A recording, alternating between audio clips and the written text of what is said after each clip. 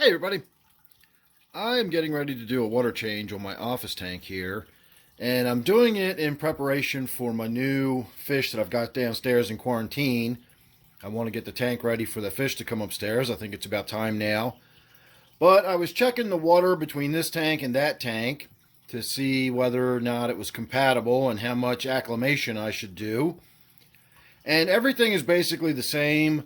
The pH is about 6.8 in both of the tanks, and I know my water hardness is the same because it's my water, so it's, not going to be any harder in this tank than it is in the other tank.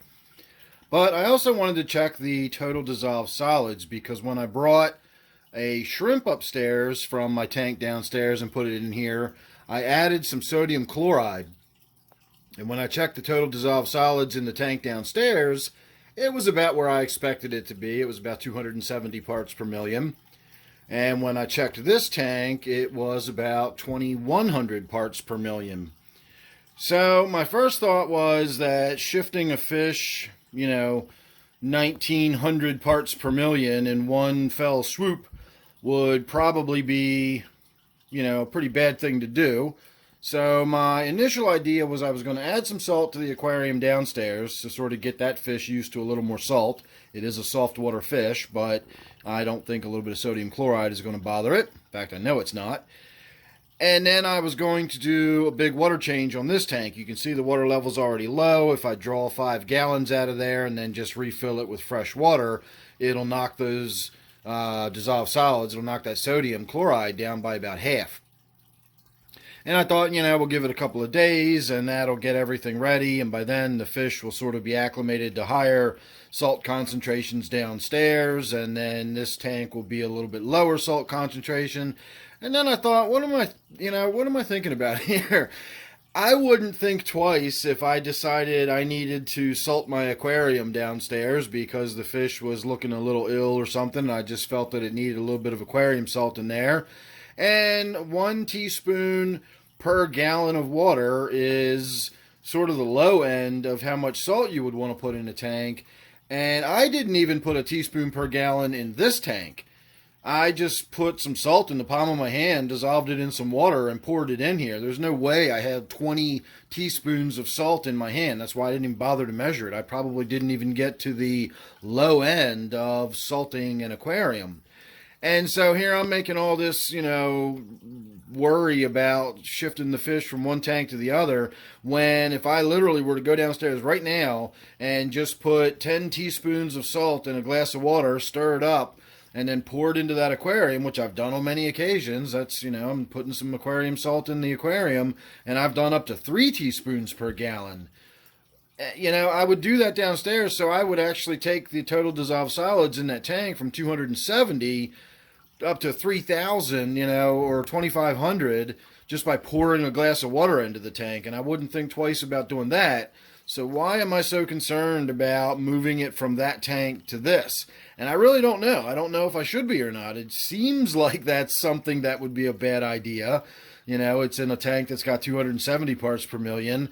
Let's just go ahead and drop it right into a tank that's got 2,100 parts per million without doing a whole lot of acclimation. But again, it's just sodium chloride. I know what my water is. I know what the difference is. It's not like I'm shifting it from hard water to soft water, or I'm shifting it from alkaline to acidic.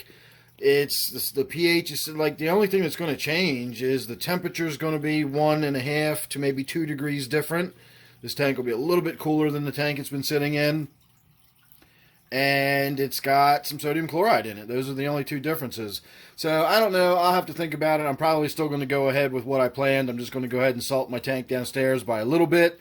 Maybe put 5 teaspoons of salt in there or something tonight. And then we're going to go ahead and do a water change on this tank. So we'll do a before and after. We'll have a look at the tank after I do a water change. It's not going to look a whole lot different. I'll wipe the glass down. Doesn't really need it, but I'll do it anyway.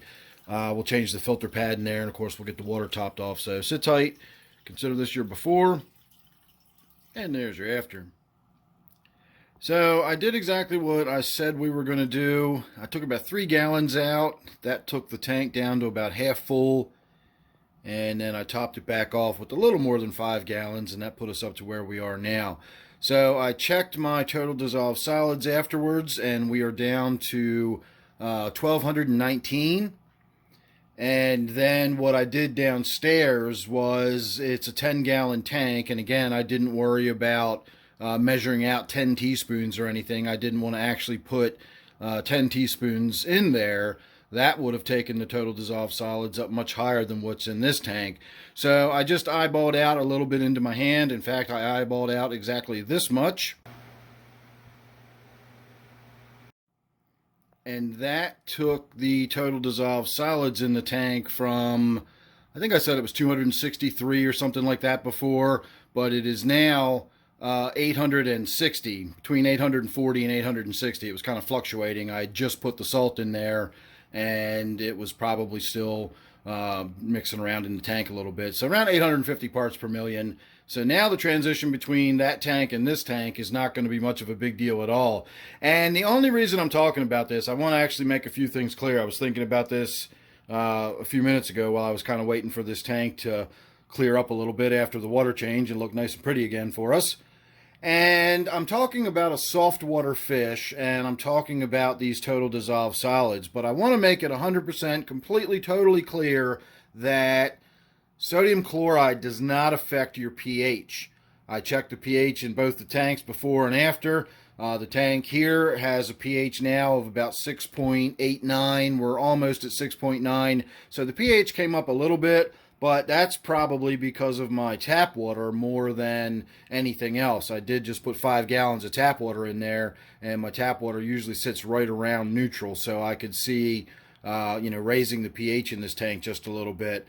So sodium chloride does not raise your pH, and it does not affect your tank's hardness. Hardness gets kind of weird depending on whether you're talking about permanent hardness, carbonate hardness, general hardness, or temporary hardness. General hardness is what we usually talk about when we're talking about water hardness, and that is a measurement of the calcium and magnesium and a little bit of iron. That's what accounts for actual hardness in your tank. So just because you've got a lot of total dissolved solids, like in this case, I had a really high number of total dissolved solids and it was all sodium chloride, that is still soft water. It has no impact on the hardness whatsoever. So I wasn't talking about that in terms of the sodium chloride making the water too hard for the soft water fish. But typically, a good rule of thumb is that soft water usually has low total dissolved solids. Not always, tannins will account for dissolved solids. There's a lot of stuff out there that does not make water harder, but does account for total dissolved solids. But as a rule, you can figure softer the water, the lower the dissolved solids. So generally speaking, when you have fish that are really soft water fish, like the fish I'm going to be bringing up here. Of course, it's captive bred and so on and so forth. It's probably not super sensitive to the water hardness, but I don't know. So I'm going to treat it like a soft water fish, and I'm going to make sure that it's not exposed to too many dissolved solids, even if they're just sodium chloride and it's not affecting the actual hardness at all. But as I said, I didn't really think twice about throwing 800 parts per million sodium chloride in the tank. That just, I dissolved it into a cup of water and poured it right in the tank, and I'm not even worried about going and checking on the fish to make sure everything's okay. That was not much salt at all, as you saw. But keep in mind, that little bit of salt put us all the way up to nearly 900 parts per million, from 250 to 850 with that little bit of handful of salt. And this tank, I didn't put anywhere near the 20 teaspoons of salt in it, which would have been, again, on the low end of salting the tank. The 1 teaspoon per gallon, that's 20 teaspoons of salt. That's a lot of salt when you pour it out in your hand. And as I said, I can't hold 20 teaspoons of salt in the palm of my hand. So whatever I put in this tank, it was less than the low end of the sodium amount, and it took the dissolved solids in this tank up over 2,100 parts per million, because my water has less than 300.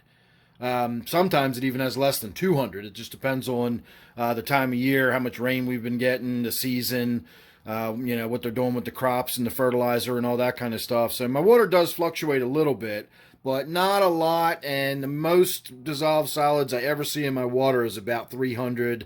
But it's usually around 225 to 250. And so a little bit of salt threw us up over 2,000. In fact, it's up near 2,200. So just remember, don't freak out when you see those numbers if they're a little higher than you expected at first. Think about what they are, what they represent. You know, if you've got 2,000 parts per million and it's calcium in the tank, that's a different story. You're going to need a chisel to get the fish out of a tank with that much calcium in it. But sodium chloride, not a big deal. So again, just when you see that big number, you got to know what that number means and what it represents before you go freaking out about it. So otherwise, as far as what's going on in this tank, we're just sort of waiting. We're going to give it a day or two. Honestly, we're going to give it until whenever I feel like actually doing it. I could go do it right now if I actually felt up for it, but I don't. I want to go get some dinner and relax for the evening, and that's what I'm going to do. So we'll get to this in a day or two, but the fish is ready to come up here whenever. My shrimp that is in this tank is still looking good. And after I brought the 2 small fish up, I put 2 fry in here, and I've now got several more really tiny little fry that are swimming around. If we get in there and look closely, you'll see them occasionally. I don't right now, of course, because we've got them on video. I can see medium-sized small one. That's probably one of the ones I brought up from downstairs, if you see it swimming right there on the surface. But there's some really tiny ones in here, and I'm assuming they were just born into the tank within the last day or two. I've got some pregnant females in here. Well, of course, if you've got male and female guppies, then of course you have pregnant females. You always have pregnant females. So I don't know whether the females started dropping their babies because there were other fry in the tank and they saw that as, you know, almost like a dither fish in a sense. They saw that it's safe for fry to be in the tank and began releasing some of theirs, or because I salted the tank. Because remember, guppies are traditionally hard water fish too, or at least they prefer harder water. Even the ones that have been bred in captivity and bred into the hobby probably would do better in hard water than they would in soft water. So again, the sodium chloride doesn't make my water harder necessarily, but that increased dissolved solids and the addition of all the sodium, which I'm not going to get into how the sodium actually helps your fish, but there's a reason everybody suggests salting your tank if you've got sick fish. Your fish actually have to work to draw sodium out of the water, and the softer the water is, the less sodium there is in there. And so a fish like a guppy or a fish that prefers harder water or even brackish water is not used to having to work so hard to draw tiny little amounts of sodium out of the water. And if you salt your tank, it just makes it easier for them to get that sodium. And so with all those added electrolytes in the water, then that may have been enough to induce the females to start dropping some of their fry. I would put my money on the salt going in the water before I would think about maybe the other fry being in there. But it did cross my mind. That's a possibility. So there you go. Much more of a video than I intended on shooting, but that's usually what you get with me. So thanks for watching this one. Make sure you're subscribed. You don't want to miss anything I got coming up. And of course, you don't want to miss the big reveal of the fish I've got coming in here. It's nothing crazy or exotic, so don't, you know, it's nothing wild or anything, but it will be a new fish that's coming in here. I got it from one of my viewers who moved recently and was unable to take it with him. And he actually suggested it for this tank. It would be great in here. So look forward to that. All right, everybody. Thanks for watching. Make sure you're subscribed, and I'll see you on the next one.